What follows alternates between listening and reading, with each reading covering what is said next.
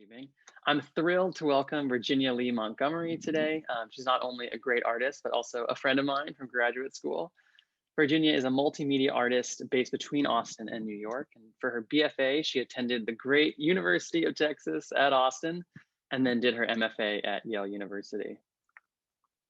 Working with video, sculpture, performance, and sound, Virginia categorizes her work as a research practice that investigates feminist metaphysics, thinking critically about the relationship between the physical and psychic realms.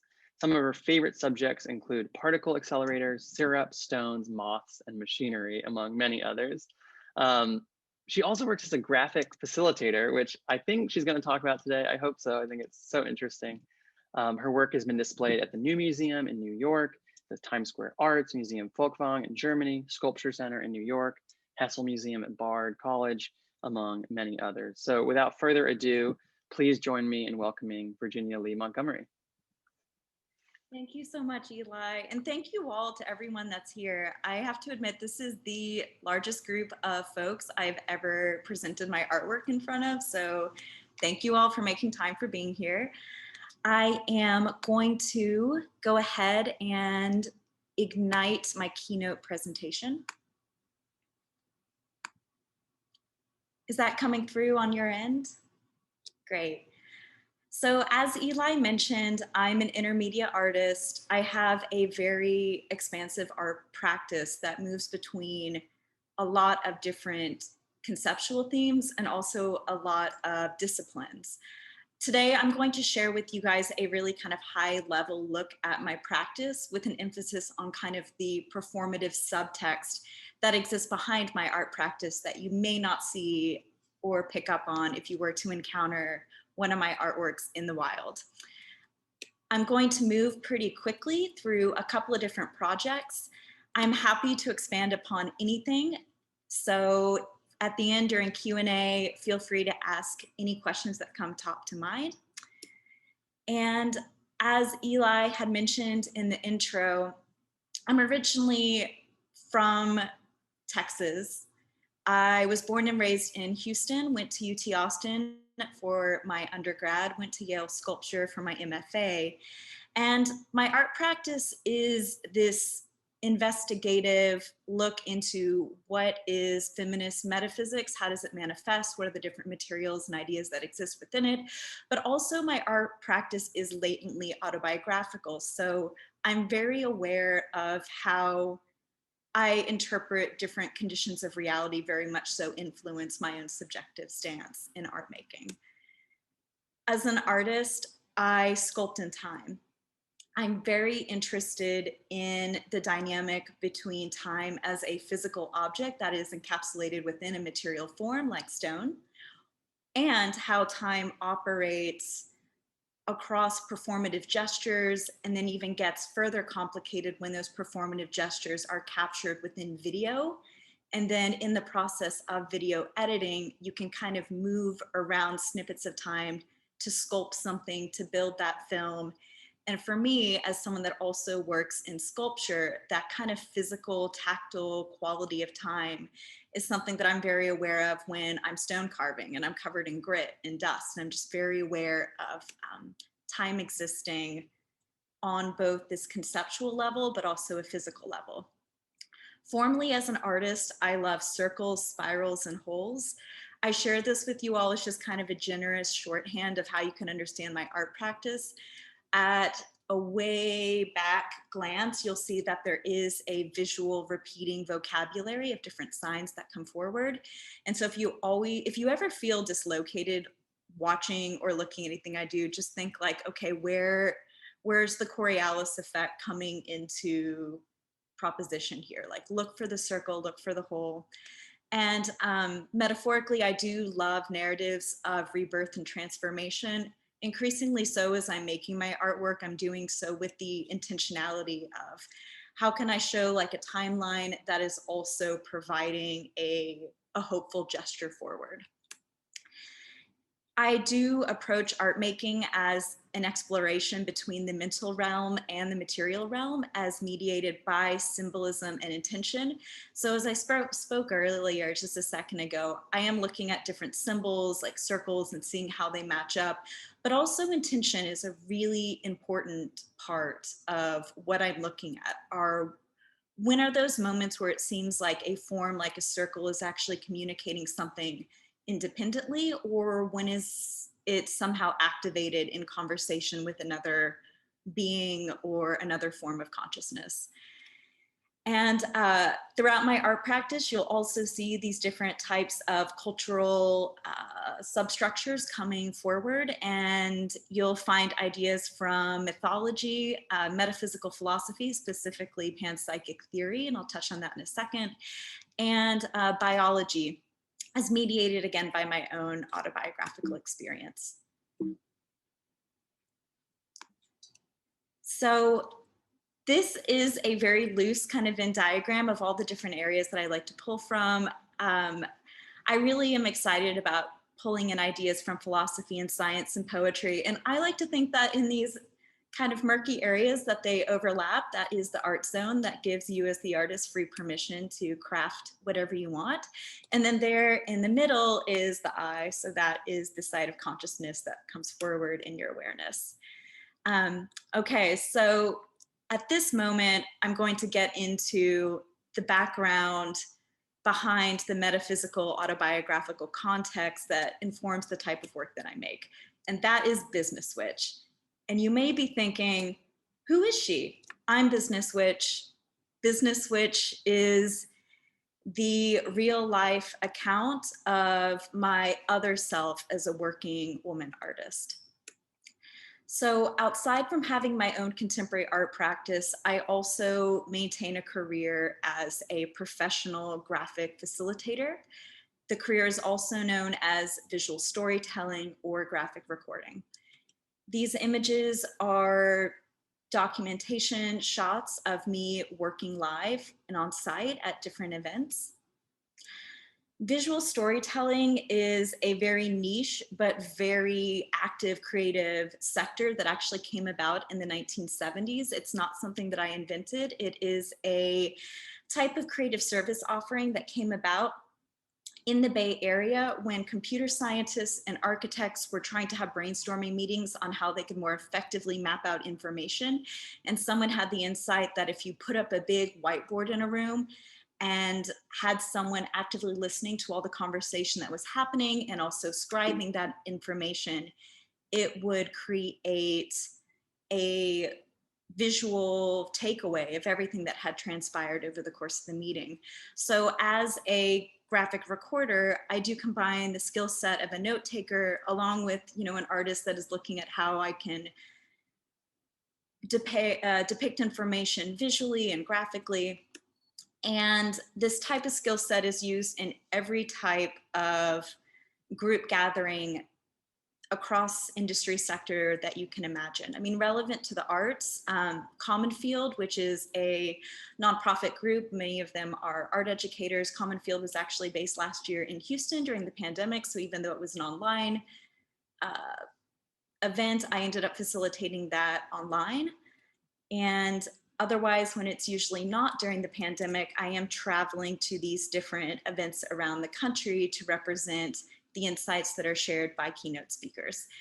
And this is an example of some graphics that I created actually at South by Southwest a few years ago. So a large part of this job is getting on an airplane every week and flying to a different conference or focus group or seminar or trade show or human resources offsite event, and I'm there to capture the content and make these big graphic boards.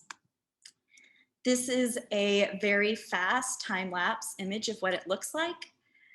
I don't have notes before I'm thrown into these environments, so it is incredibly performative in that I am responding in real time to what people are saying. So I akin this skill a bit to maybe being like a jazz musician where you have familiarity with your instrument as it's playing, but yet you are also like honing in on cues around and adapting. This is what it looks like as a visual graphic. This type of style, again, is not something that I aesthetically invented. I'm trained in kind of a house style. I started doing this career in my early 20s when I lived in New York City and actually worked at a Manhattan innovation group. And so this is a style that is kind of used as a lingua franca within this realm of creative service providing. And this is an example of an illustration that I made over the course of 45 minutes at a technology conference where they were talking about drones, and I think it was like innovative delivery measures. And these big boards are typically about 40 inches by 60 inches long. Sometimes they're larger, like 4 feet by 8 feet. So it's really about speed. It's about being able to very quickly capture information down on the board within an accessible language of words and symbols. This is an example of another graphic that I did. This is on the opposite end of the spectrum of, say, a technology conference that's looking at drones. This was actually at a focus group that was in partnership with the Positive Action for Women group that was located in Washington, D.C. 2 or 3 years ago. And it was a open feedback session for women with HIV to provide feedback to care providers on their own experience. So again, this type of career that I have really puts me in contact with all kinds of different working professionals all around the country, across sectors. And frequently I am working in front of these massive groups of people. And I mention that because a lot of my hypersensitivity to art concepts like the gaze come from my own surreal understanding of what it's like to be looked at by 10,000 eyeballs at once. It's a really strange phenomenon when you're up on a stage and you turn around and you just see all these eyes looking at you. The other thing that's important to mention is that typically a lot of these work environments that I find myself within, I might actually be the only woman or one of the few women. So there is a real kind of gender asymmetry that I'm very aware of that exists today within the United States. And that brings me to kind of how I began to formulate my own art practice. So considering that entire back context of what it means to be your own single self-supporting working woman artist, getting on an airplane every week, going to a different innovation conference, listening to hours and hours and hours of keynotes and having to log that information. But I'm also an artist, and I began to really hone in on the kind of everyday moments and gestures of these performative business spaces that I was in, and then find ways of stitching those moments together to create a kind of an artistic ballet of these little micro gestures. And the first video I'm going to show with you guys is a video that I created a few years ago called Innovation Porthole. And it is a short video at 2 minutes and 17 seconds long. And I'm gonna go ahead and hit play. I know sometimes glitches happen with playing video over Zoom, so my apologies in advance if a hiccup happens, but we'll give it a go.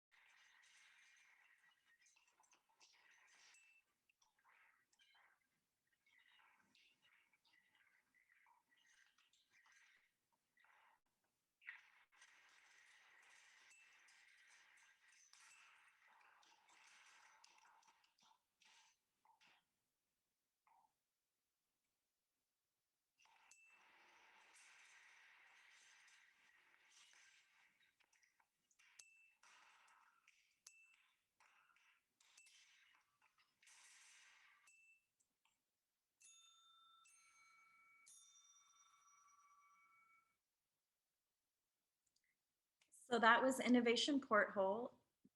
Were you all able to see it?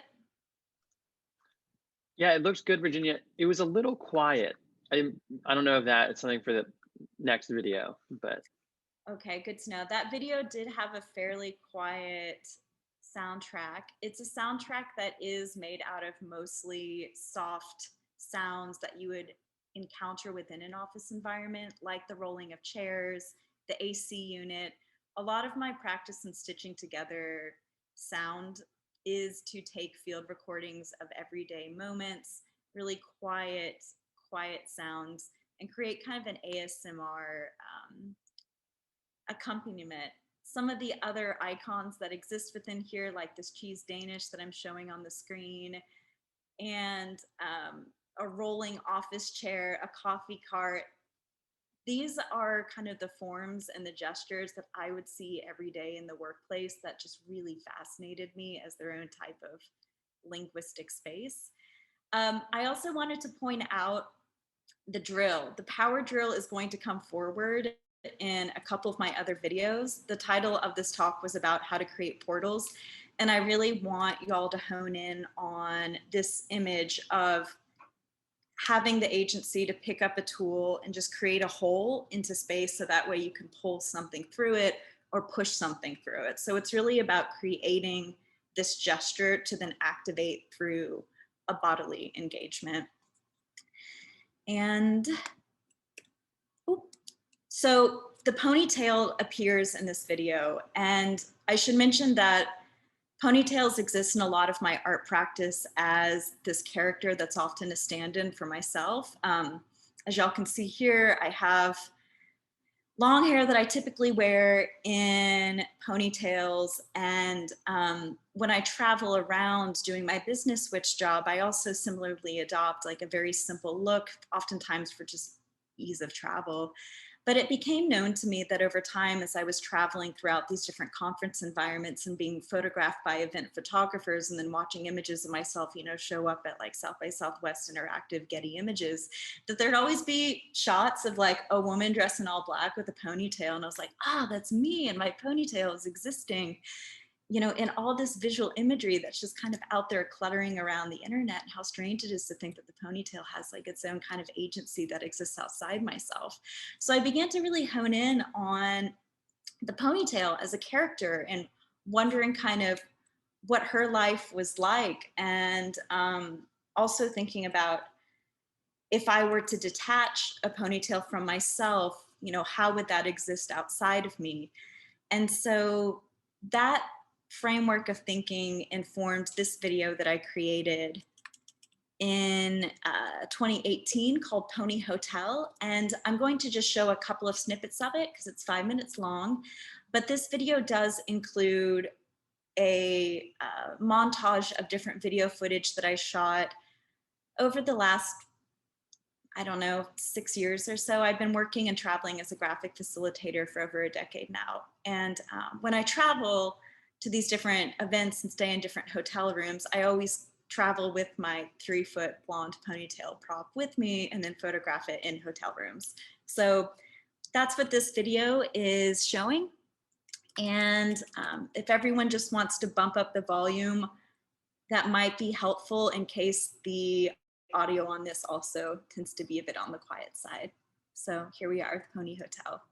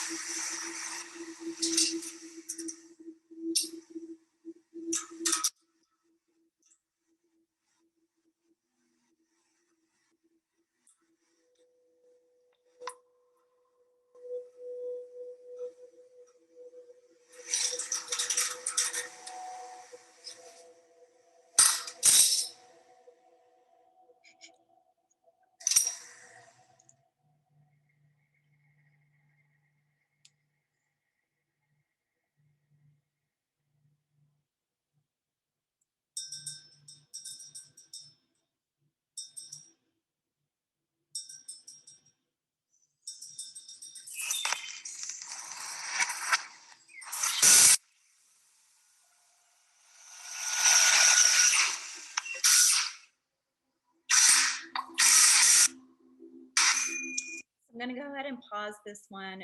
It's available online. It's 5 minutes long. That footage that you saw in Pony Hotel is all footage that I really took across the United States over the period of 5 years or so, documenting my ponytail, kind of puppeting, dancing along on a string. And the purpose of doing so for this video was I really wanted to create kind of a dream for the ponytail. And bear with me, but when I was thinking about this ponytail and thinking about, okay, so this ponytail is traveling with me. It has its own life that exists, you know, internally within the structure of the hotel room. And the hotel room is this weird transitory space that tons of people are coming in and out of, and they're sleeping, and the space is being imbued with all these dreams. And then, like, what's the agency of the ponytail? Is it's collecting all these dreams? And then I thought, well, maybe the ponytail has a dream, and it has like an idealized self that comes forward when it dreams. So the very end of the video is this kind of surreal black box environment that I built, where this like braided, colorful rainbow ponytail that I actually made out of My Little Pony hair like comes out of the blonde ponytail and exists within this other world. So ponytail metaphysics has been this kind of go-to place that I've been engaging for the past few years of making out these different video works. And I spoke earlier about my interest in panpsychic metaphysics, and what panpsychic metaphysics can link up and show us is that in context of contemporary feminism, it finds a way of actually attributing consciousness all the way down to the atomic level. So that way, every material from rocks to plants to machines to so forth is still participating equally and agentially within consciousness. And it's a really radical idea. And there's actually a philosophy professor who is associated with the University of Texas within the Metaphysical department named Galen Strawson, who wrote this really fantastic text that does talk about consciousness being something that is fundamental to all of atomic reality. So in the same way that if you want to look at a physical principle like gravity having an effect on atoms, consciousness might actually be something that operates similarly. So it's not so much then a debate about whether or not a plant is consciousness, is expressing consciousness, or a human being is expressing consciousness. It's that as long as there's like an atomic thing, it has consciousness affecting it. And I love this idea. I think it's very liberating. I think it not only proposes a hyper state of magical realism that we can all engage, but I also really like the idea that it kind of neutralizes these other hierarchies of oppression that exist within a lot of the ways that we interact with other people, to other creatures, to other entities. And I wanted to throw for an example of kind of how looking at contemporary feminism can be located within panpsychic metaphysics. It really does also help different environmental causes. Actually, in 2018, New Zealand passed this amazing parliamentary decision to grant a river with the same legal rights as a human being. And again, this might seem kind of out there, but it was done intentionally for the ability to pass legislature that was acting on the river's benefit. And I love this idea. And I, as someone that's interested in materialism and also video, I think it also opens up the idea that every single object and thing around you can be a conscious collaborator that you're working with. And if you want to spend more time with panpsychic feminism, I was interviewed by a friend, Martha Tuttle and Baum, a few months ago. And so there's more research there. So I wanted to spend kind of the last 15 minutes with y'all just showing you some exhibition installations that I've done with my video work. Like a lot of video artists, frequently my work is shown in screening environments, but in its ideal state, it's also activated by physical objects that exist within the space around it.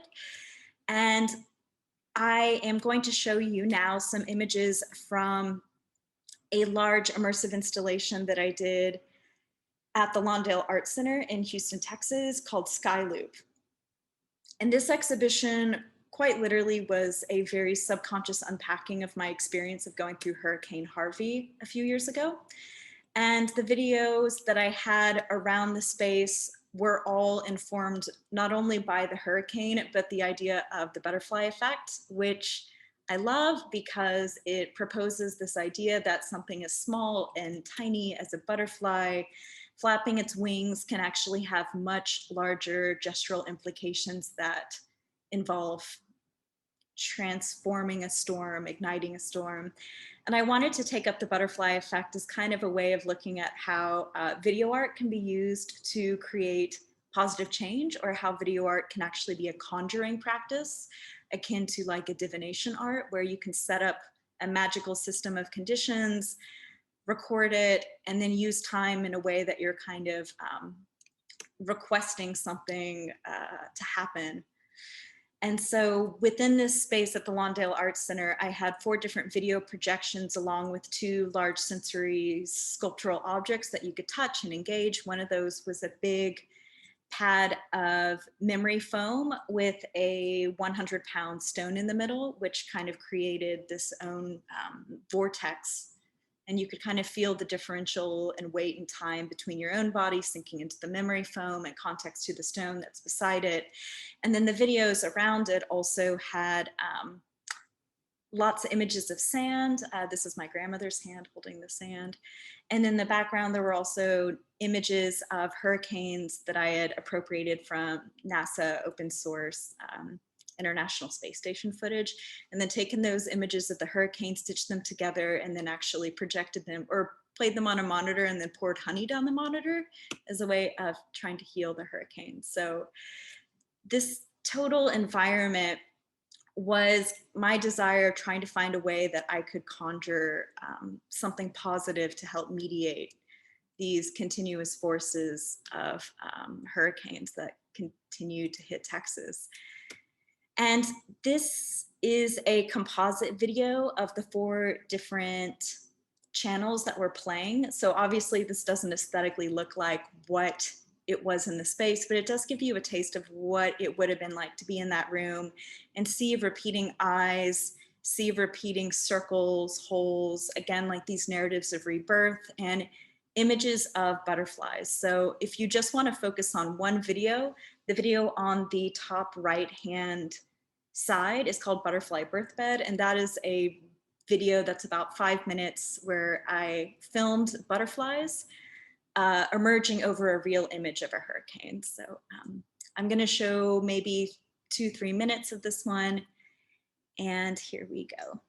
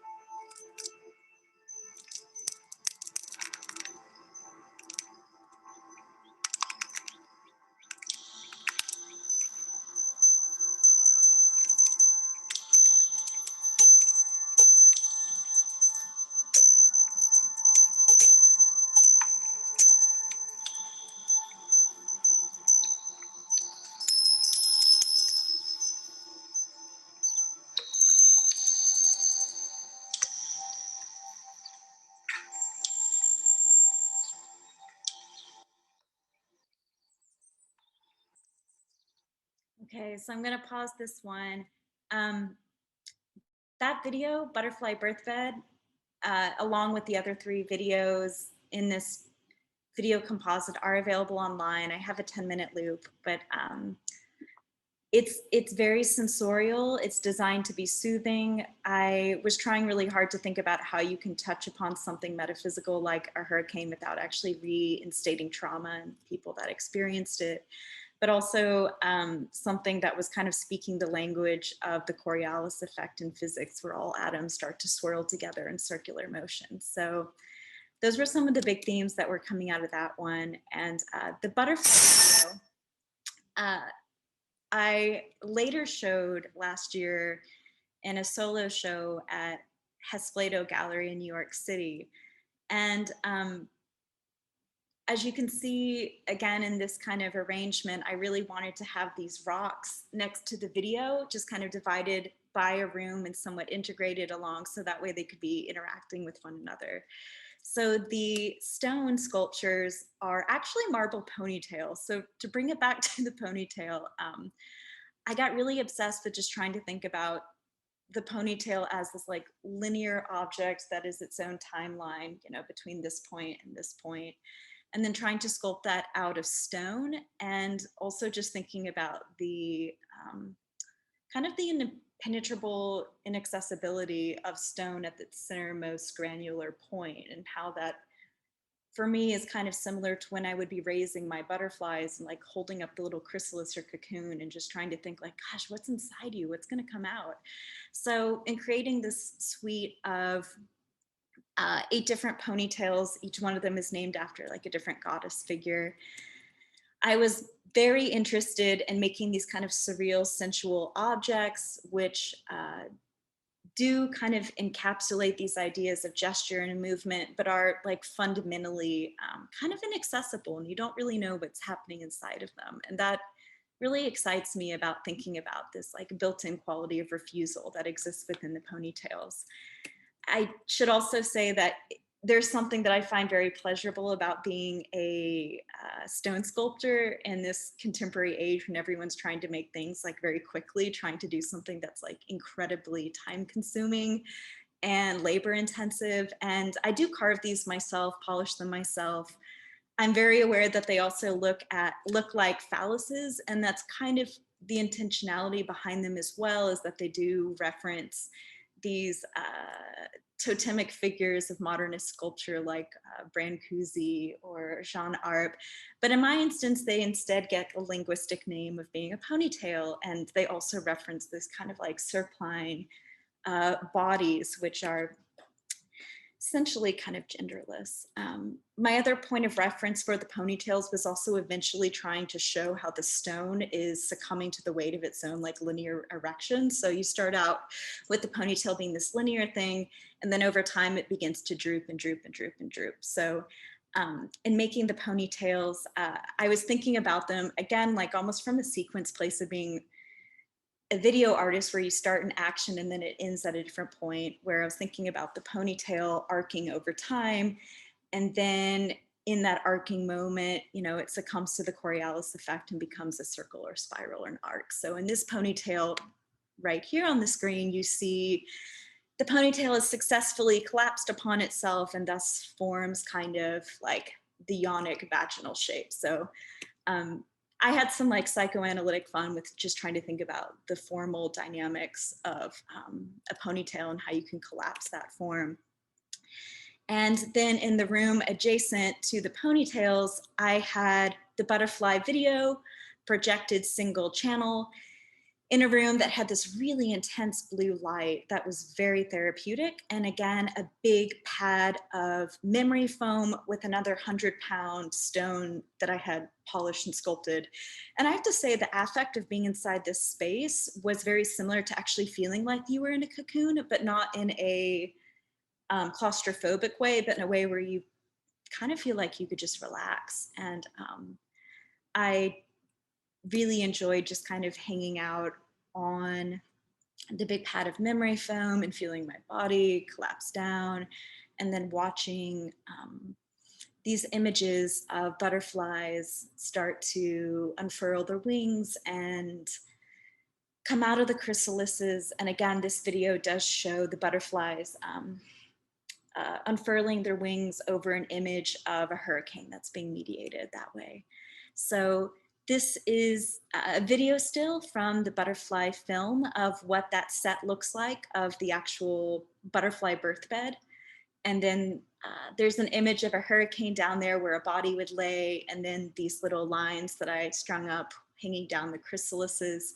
So again, a lot of my video art is kind of like creating a witchy science experiment and seeing what happens when I film it. And this brings me into kind of my most recent body of work that I've been making. And this is more artwork with insects. Over the pandemic, because I haven't been able to travel around the country and do whiteboard drawing, graphic facilitation at conferences, I've instead been at home in my apartment in Austin raising bugs.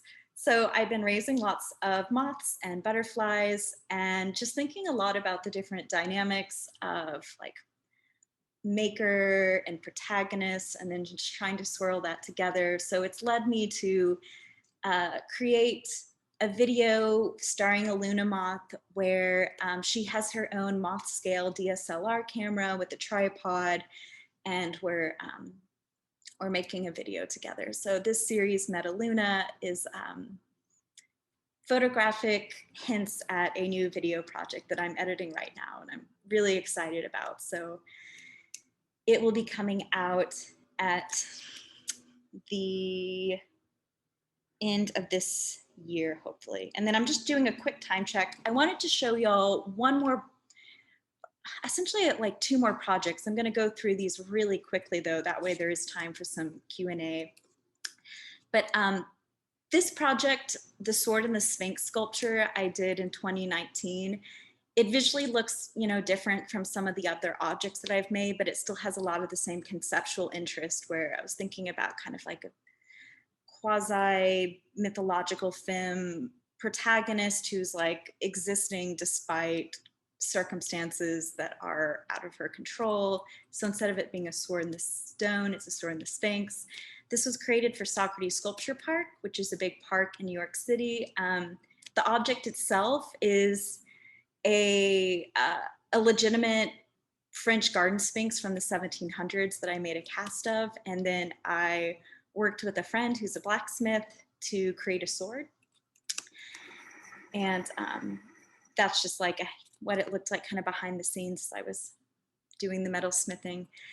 And along with this sculpture, along with the object, I really wanted to find a way of making a video that spoke to it as a companion object. So I made a video called Cut Copy Sphinx, which for me was a lot about kind of creating that same gesture of like a physical mass and something that's hitting it, but like, what does it mean to have this kind of defensive glare that you're still conscious in there?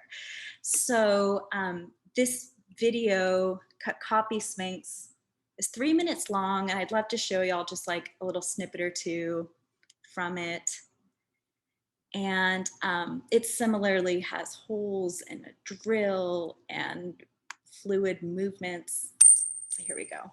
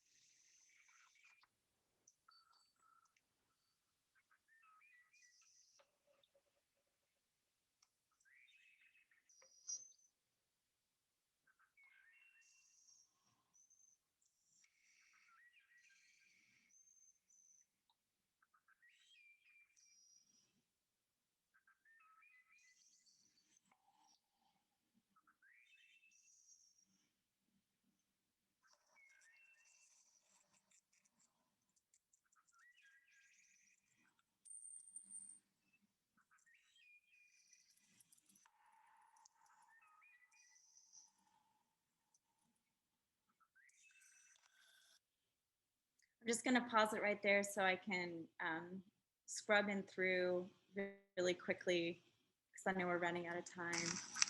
But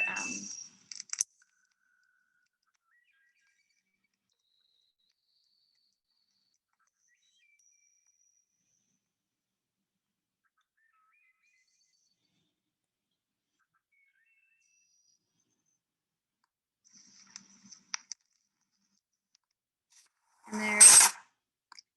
So that full video is only 3 minutes, but I did want to just show y'all kind of behind the scenes on how I made that. A lot of my process to bring it back to drawing and being a visual storyteller is I create these storyboards and then look at ways that I can take these different dream snippets that I have from my subconscious, draw them out and try to recreate them with video. And then my video process is entirely sculptural. I don't use CGI, I don't use digital special effects. I create real scenarios or use real materials and then I film it. Oftentimes that is drilling into images with my DeWalt drill. It is the tool that allows me to create lots and lots and lots of portals. This is what it looks like when I'm kind of performatively gazing through these different holes. It looks very different in front of the camera than it does here, but it's all very DIY. And to create this video, it was a lot of shooting mini vignettes over time. I prefer to work by myself, and the upside of that is I feel like I'm kind of the sole author of everything I create. The downside is that it does make it very labor intensive and time intensive to create a single artwork, but I find it really gratifying. And then this is kind of one of the last projects that I'll leave y'all with, which is in 2019, I was really fortunate to get to exhibit a short video in Times Square across all the big jumbotrons. And it was based upon this metaphysical proposal I had where I wanted to introduce a video called Honeymoon, which was rigorously still and quiet into like a really chaotic space like Times Square. So the video is just a single channel shot of my hand holding a 3D printed model of the moon with a bunch of honey pouring over it. And it's very serene and very calm, and it's very witchy. And it was fascinating to see the video just play every night at midnight in New York for a month amidst all the big flashing advertising screens. And, you know, everything's trying to sell you something and tell you something to buy. And then suddenly this video would come on and a hand would just hold a moon as like honey would pour down. And so here are some images of what that looked like installed in Times Square. And it was really special on the night that there was actually a full moon in the sky, because then there was again like this very trippy doubling effect where there was the actual moon and then all these different surrogate moons that were surrounding Times Square. So I wanted to leave a few minutes for Q&A. I love, love, love, you know, talking about metaphysics and the moon. And I guess I'm just gonna go ahead and stop my screen share right now. Thank you so much, Virginia. It's so awesome to see all that work. Thank you. I know it's a lot of content, so thank you everyone for bearing with me. And I guess I'll just open things up by saying tonight's actually a full moon. It's the full moon in Scorpio. So to bring it back to like a circular theme that's omnipresent, that's our condition at the moment, which I love that timing. So yeah. Are there any questions? Does anyone want to unmute and ask a question or put it in the chat? Eli, I think there is a question in the chat. Let me look. Someone's asking about sound for your videos, Virginia, what that's like, designing that sound, how that factors in, what that process is like. Thank you for asking that. I really appreciate that query, because I I spend so much time in sound and in the sound design space, but I often feel like as a visual artist, especially as a visual artist that's working between sculpture and video, I mean, getting people to like cognitively go there with me is a big ask. And then asking people to engage sound as well. It can be a lot to request. So I'm always grateful when someone picks up on that. Yeah, sound design. A lot of my sound design process is very kind of DIY in the way that the rest of my video art or sculpture making process is, where I myself am the one like with a field recorder. I go out into the world. I look for strange sounds like drills, humming refrigerators, leaky faucets you can't turn off, maybe sounds that index a space but you wouldn't otherwise pick up on, like that specific type of phone ringing that a business office phone does. I look for those sound effects. I record them as Foleys, and then I bring them into software. I like to use Audacity. And then I mix them in Audacity to kind of create these soundscapes. And for me, it's just as important as like the visual content itself. And then the way that I further kind of arrange my sounds is that I try to think a lot about looping structures within the sounds themselves. So everything kind of has these like eternal return moments. So it's funny sometimes to like do all these gestures of labor that you're never really quite certain if they come forward. But, you know, as long as I think that I'm trying to make a visual gesture that's like a ring, I try to make a sound that's also doing the same thing in an arc. And then what else? I also really like to put in synth pads that are like solid G and C synth pads to just kind of help all those different weird Foley noises like gel together. Virginia, there's a question about do you tend to stay pretty true to your storyboards and original intentions, or do your videos transform a lot when you're putting them together and editing post-production? That's a good question. I really try to stay true to the storyboards, and I do that just for the sake of forcing myself to finish an artwork. Between working full time and just being like my own small one-woman army, it's really hard for me just to even finish like 1 or 2 video artworks a year, considering everything else. So I really use that storyboard as my limits, like my barriers. I'm like, no, I have to get this shot in because I put it here, and I have to, you know, end the work right here, because otherwise I'll just work on something obsessively and obsessively and obsessively, never get it out. So sometimes I hate my storyboards because they feel really confining, but ultimately they are a mechanism that just allows me to have a deadline. Speaking of, Mary Smith was wondering if there's something you're working on now, a new video that you're working on now. Yes, I am currently working on a new video. It's called Oh Luna, and it has that image of the beautiful green Luna moth on the small scale DSLR camera, the moth scale camera. And that video is a metaphysical exploration of the life cycle of a Luna moth from ovoid to ovoid, essentially from like breaking out of its egg to being a caterpillar with like a mouth and an anus, and it's like passing material that way, to going into a cocoon, to emerging as this beautiful adult green moth that has eye spots on its wings, and how those eye spots are structurally similar to our own like mammalian eye spots, because evolution and biology is like totally magical and weird.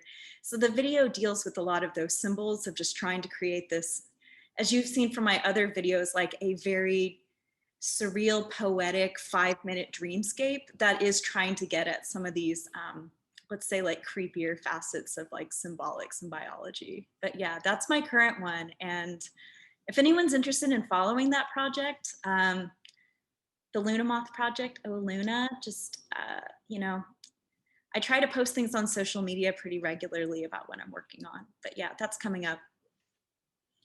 Virginia, we have several questions about the graphic facilitation, the boards. One person was wondering early on, like, do you work linearly? Are you moving around a lot? And another participant was wondering, how are you able to not get nervous in front of so many people? And if that was like something that you've gotten more comfortable with over time. I am nervous all the time. I think I really feel like a Luna moth, like this little fragile creature that has these like structures on my back that have eyes that help deflect away from like my actual eyes. I feel like that a lot. And it is really strange to have such a public performative career like being a graphic facilitator. I've had some really epic moments standing on stage next to Neil Young when he was pitching this software music player called Pono a few years ago. And so sometimes I'll have these moments where I'm like in a green screen room around these crazy famous like entrepreneurs or keynote speakers. And it is really intimidating being around them. But I think what allows me to not get totally psyched out in that moment is I just really try to locate myself within like, no, I'm Virginia. I have my own dream world where I do have agency and control, and that dream world might exist within like Final Cut Pro and a blonde ponytail and a collection of cocoons back in my apartment. But I really try to like think about physical, tangible things, and that helps me like snap out of those moments that feel truly overwhelming. Yeah, I mean those conferences with like I don't know if anyone watching here has ever been to like the Consumer Electronics Show in Las Vegas, but there'll be like 30,000 people that show up. And it's a really intense, high energy environment, but yeah. Madison is wondering, how did you discover your love for the exploration of rebirth and transformation through circles, holes, and spirals? Yeah, I mean, I wanted to title this talk about portals because I was thinking a lot about like, okay, how do I give people an entryway and understanding the complexities of my art practice, which really are a mirror of my own thought process as I'm trying to figure out the world around me. And so I began over the years and just kind of analyzing like what were moments in sculptures and videos I made that felt like very active and generous. And it always seemed to be something around there being like a flat space and then a hole that is created, like there's a decisive moment, like I'm going to drill into this. And then you create that gesture and activate it. And then that creates a possibility for yourself. And then I guess being the nerd that I am, I was trying to see like, okay, are there other narratives? Are there other stories that also kind of key into these elements of like these gestural choreographic movements? And then I was doing research and I read, I feel like one of those Joseph Campbell books about like mythological structures that are cross-cultural. And then I was seeing a lot of rebirth narratives and narratives that reference like the notion of the cosmic womb. And I was like, oh, I'm into that. You know, it's definitely a narrative that directly engages kind of the existential chaos around us, but also again is like, but you can like change and there's transformation. And I think, I guess finally I'll just summarize this diatribe by saying that I think as an artist, we can fundamentally make anything that we want to, but I've been trying to really create artwork that feels like it's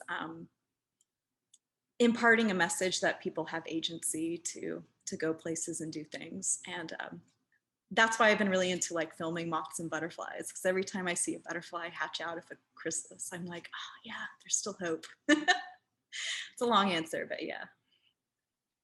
Virginia, do you hope people will feel or experience something specific when observing your work? Or how open-ended do you want the experience of viewing to be? Because obviously you have these very deep-seated, notions and philosophies. I do. I mean, I feel like, I'm kind of like a type A person. So I think in an ideal world, y'all would feel exactly what I'm feeling, but I also understand that's so ridiculous to like request that. But I would hope that the artwork would allow people to feel some type of familiarity maybe with like the unstructured chaos of their own dreams, and feel like there was like a larger symbolic language that was participating within those narratives that they were able to speak to, and it was speaking back to them. Again, that's like a very magical idea. And then also I really try to always create artworks that show kind of evidence of like my own hands making things and doing things. I want people to feel like they have permission to pick up a camera or to pick up a weird rock and do something with it or throw it or whatever. And that would be like a valid form of critique or expression. And again, there's like many ways that you can make video art, performance art, video art, but sculpture. But I try to like locate it around these experiences of things that are, I don't know, both accessible but also intimate. Yeah.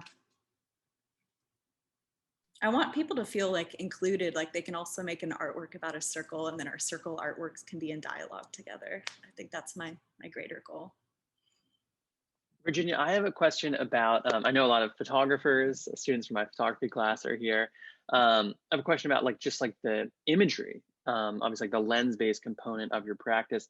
I'm curious, are there specific types of imagery or photography or genres that are influential to you or that you draw inspiration from, like the actual imagery or the look or the aesthetic of, I'm curious, like in film or stock photography, or like what is inspiring to you? Thank you for asking that. I mean, because I've made my living supporting myself being kind of a commercial artist over the past decade, I'm hypersensitive to the mechanics of commercial imagery. And that being said, I'm not always looking to entirely successfully reproduce that look within my own work. Like I like when things kind of fail and when things mess up and glitch out and there's imperfections and when there's like noise or maybe the frame rate's kind of off. Like I like those moments because I'm so aware of how perfect media imagery is around us. I mean, as far as like historical figures in photography that I find really inspirational, I mean, I think a lot of the early women surrealists or women identified surrealists like Claude Calhoun, like just making those portraits where it's like like her with her awareness of like her own body and form, and then the mirrors and the lenses. I really like those. I'm also just thinking about to like earlier performance work. I know Yoko Ono did this piece where she filmed like a fly walking across her body, and I think it was shot with Portapak in the 1970s. And I always think about that work and just how weird it was to imagine that like there she was just like watching a bug crawl on her body, and whatever that energy is that exists within that space, I always want to tap into it. So and also I am very interested in the physical apparatus of a camera, like being this object made out of steel and mirrors with this like chunky lens that you switch in and out. And that the lens is an oculus, and that is directly in relation to our own biology. And, you know, the same reason that a camera lens is round is the same reason why the moon in the sky is round. And those kind of really strange moments are super exciting to me. And I feel like they constantly inspire me to make work, is to like try to, make some type of like meta constellation work related to these different physical forms.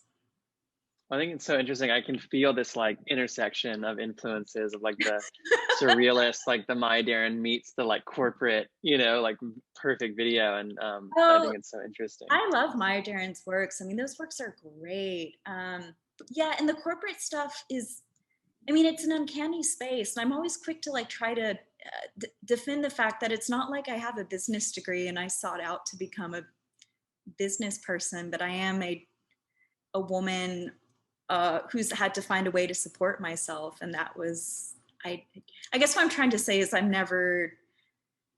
don't want to feel like I'm an apologist for capitalism, but I feel like it is something that's omnipresent, and to not acknowledge it feels disingenuous. Which brings me to say, if anyone's specifically interested in reading a work of pretty contemporary feminist analysis in relation to capitalism, there's a book by Silvia Federici called Caliban and the Witch, which actually is an analysis of the European witch trials as they came about in the medieval ages at the same time that technology was coming about. So Silvia Federici, she's a cultural anthropologist out of Italy. And so she says like, hey, this isn't a coincidence that, you know, as like technology and civilization was becoming more advanced, that this like genocide against women happened as a way of political engineering. So that's Caliban and the Witch. And I recommend that if anyone wants to like look further at like the strange world of like labor and divination practices. And yeah. Other questions? I think we have time for a couple more.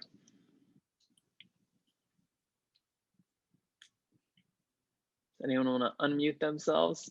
Yeah, if anyone wants to wave, I'd love to see who's there. I'm on speaker view, so I actually can't see a lot of folks. Oh, Nathan Harper just asked a question. Oh. What is it like working with living things like insects in your work? Any advice for people interested in trying? It's really exciting working with moths and butterflies and caterpillars.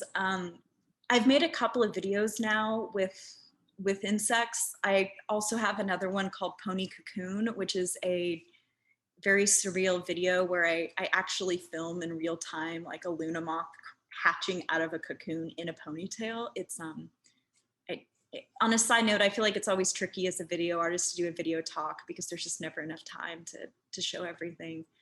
But yeah, working with insects is really rewarding because they're just fascinating. It's also very difficult because they do things on their own schedules and their own times, and you can't really communicate with them or incentivize them.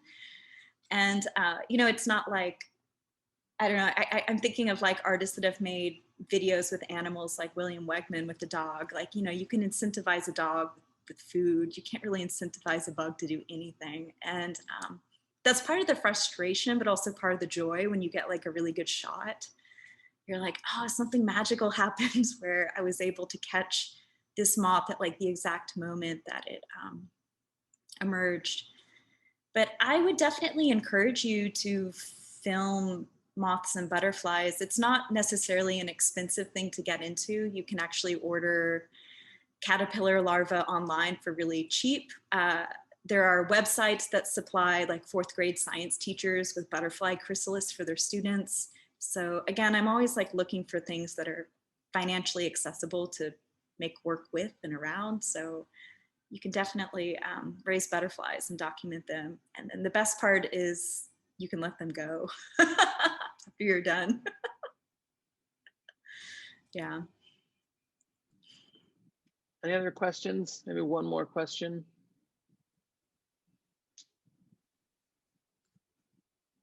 Last chance. Oh, here we go. Here we go. Do you feel there are limits to the ability of technology to communicate in the sort of metaphysical discussions you were talking about? In other words, do you see media as equally able to enter into dialogue with the viewer's atomic consciousness? Very good question. Oh, that's a really good question. Yeah, I mean, it's the atomic consciousness of media. Wow, that's so beautiful. You know what it's making me think of is actually just this past weekend through a Texas museum organization called Art Pace. I led a book group around Donna Haraway's The Cyborg Manifesto, which I hadn't read in a few years. And it was really exciting to reread that text, which was originally written in the 1980s, because there was so much within that Donna Haraway text that was talking about this boundaryless evolution of I want to say society that's inclusive of machines and material and media. And she did not specifically talk about any type of atomic consciousness, but she did talk about the future of a cyborg being a thing that is fully communicative with every other thing in the universe, and that it is not at all beholden to like our own physical limits of communication. As far as like what I think about the limits of how media can convey these things, I mean, it's strange. I mean, it's strange for me sometimes to think that I spend all this time and effort going into the creation of like what are essentially MP4 files that exist on Vimeo. And I'm always there's a lot of existentialism that you're engaging when you spend all that time making something that exists as like a blip of ones and zeros. That being said, I think part of the reason why with increasing regularity, I do want to put like a rock next to a video is maybe out of some type of, maybe embarrassing to admit out loud, but like metaphysical idea that the rock would be like a record keeper of whatever that digital information was. And somehow the spirit of the video would get imbued in the rock and at least the rock would be accessible. Or if like 500 years from now, if like digital media collapses, there will be like a couple of rocks that I made that point at these things that maybe once existed. And I would hope that maybe we have like a way to communicate on an atomic consciousness level to talk to the rock. I hope that answers the question. Your question is awesome. I'm gonna have to think about that to actually come up with a, I don't know like what the framework for communication would be, but I mean, I think it gets at also like a central part of your work is like the limits of technology, of what we can see, and the value of that, right? The poetry and in that limitation, in that mystery, right? That magic. And also like explanatory explication, nature videos, right? Of like how much can you know, how much can you tell? Yes, and I will say that starting to shoot more with non-human protagonists like insects, it's made it very aware to me how exactly within nature storytelling, there's so much subjectivity and like the actual act of storytelling that's happening in those BBC Planet Earth videos. So it makes the entire genre of documentary just to seem like as arbitrary as fiction. And I mean, I agree with you, Eli. I like media that does kind of admit what it is and its limits and its failures and its capabilities. I mean, I think the inverse of that is when media assumes to occupy a side of truth, which I find really problematic. I mean, I like to think that whatever side of truth is, it's something that exists beyond language and is malleable enough that everyone feels access to. And I feel like media, it can get at it, but I don't know if it'll ever fully occupy it. Well, thank you so much, Virginia. Thank you everyone for coming. Do you have any final thoughts, Virginia? Anything you want to leave us with? Oh, final thoughts. I want to just thank everyone for spending time attending this talk and learning about my work. Again, I'm deeply flattered that this many people showed up. It's very, very flattering. And I also want to throw an open invitation out to anyone that wants to be in dialogue with me about these ideas. I really try to be an open book. I'm a type of artist that's interested in art for its capability to make connections and community. And I'm not making video art to get rich, but just really to have really weird, cool conversations with other weird people. So please feel free to reach out to me if you want to be in contact. I have a website, which is my full name, Virginia Lee Montgomery, if you want to see more of my works. I'm on Instagram at Skinny Aliens, if you want to DM. And yeah, finally, just thank you so much to UT for inviting me to come talk. It's super flattering, so thank you. Thank you for coming. It was super, super insightful and super generous. Thank you, Virginia.